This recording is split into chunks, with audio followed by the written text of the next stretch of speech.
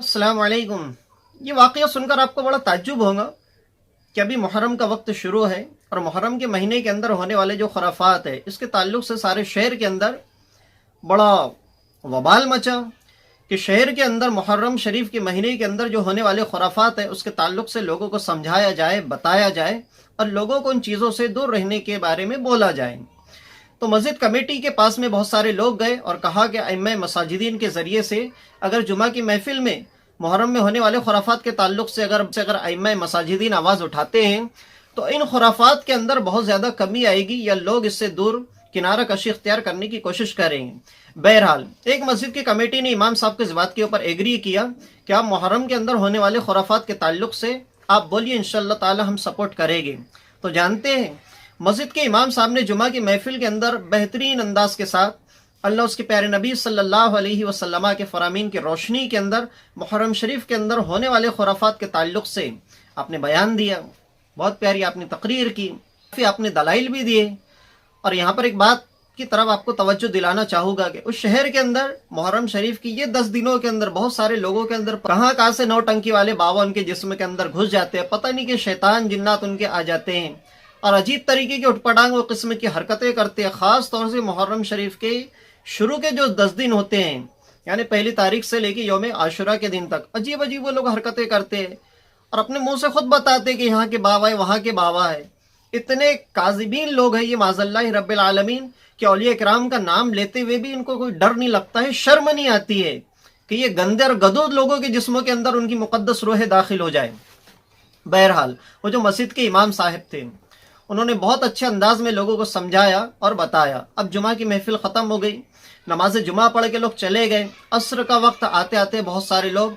मस्जिद कमेटी के पास पहुँचे कि आज तुम्हारे यहाँ के मस्जिद के इमाम साहब ने जिस तरीके से बयान दिया है उन्हें कहो कि वो अपने बयान को वापस ले, अपने जुमले को वापस ले। अब मस्जिद कमेटी ने समझा बुझा के वो लोगों को चलिए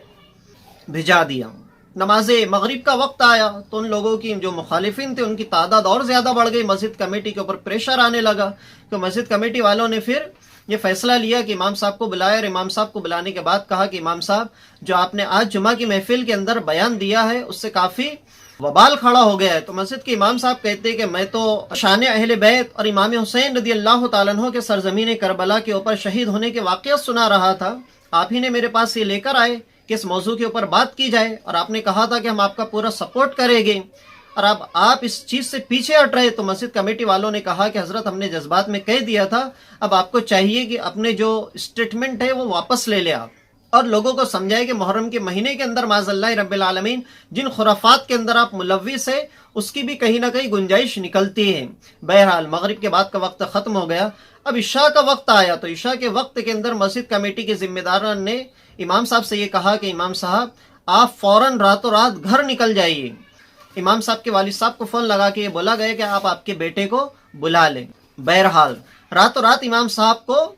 मस्जिद के अंदर से रफू चक्कर करवा दिया गया है। इमाम साहब जब घर पे पहुंचे तो गालिबन दूसरे दिन इमाम साहब के वालिद साहब को मस्जिद कमेटी ने फ़ोन लगाया और कहा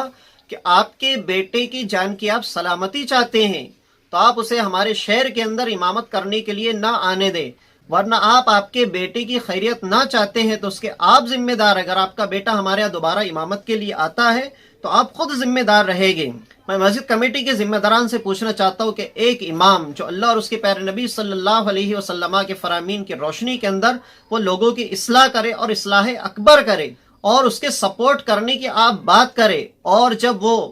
अच्छे तरीके से बेहतरीन अंदाज से लोगों की इस्लाह करे। इमाम साहब को जो मौजू दिया गया था वो मस्जिद कमेटी की जानिब से दिया गया था और जब इमाम साहब ने वो मौजू का हक अदा कर दिया तो आपके ऊपर प्रेशर आने लगा।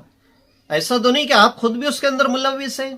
ये मस्जिद कमेटी के कुछ मेंबरान के अंदर भी कहीं बावा वावा आ जाते हैं कहीं से निकल के, वो भी नौटंकी करने लगते हैं या उनको भी मुहर्रम के खुराफात देखने का शौक है। इसलिए कि अगर मस्जिद की कमेटी चाहे तो मस्जिद का इमाम नहीं निकल सकता, इसलिए कि आपके पास में कानूनी पावर होता है। अगर इमाम साहब के बाल को कोई धक्का भी लगाए तो कमेटी के मेंबरान हो, सदर हो, सेक्रेटरी हो, वो बाज़ाब्ता तौर पे पुलिस कंप्लेंट दे सकते हैं। और जो लोग इमाम साहब को धमका रहे, आके जान की धमकी दे रहे हैं, मारने की धमकी दे रहे हैं, उनकी इज्जत और आबरू उतार रहे हैं, تو مسجد کمیٹی کی ذمہ داری بنتی ہے کہ امام صاحب کے تعلق سے وہ کمپلینٹ لکھائے جا کے اور ان کے سیکورٹی فراہم کرے. تو اس کے اندر پورے کے پورے قصوروار میں مانتا ہوں کہ مسجد کمیٹی کے لوگ ہیں, اور مسجد کمیٹی کے ساتھ ساتھ ہمارے وہ لوگ جن خرافات کے اندر ملوث ہیں. اچھا, یہاں پر ایک چیز اور بھی یاد رکھے کہ شہر کے اندر بہت سارے لوگ ایسے آ کر ملتے ہیں, ہم سے بھی آ کے ملتے ہیں کہ ابھی صاحب آپ محرم میں ہونے والے خرافات کے بارے میں آپ بیانات کیجئے, عورتیں جو مزارات اولیاء کے اوپر بے پردگی کرتی ہیں آپ اس کے تعلق سے بیان کیجئے, شاپنگ سینٹر وغیرہ کے اندر, مال کے اندر جو بے پردہ عورتیں جاتی ہیں ان کے تعلق سے آپ بیان بازی کریں.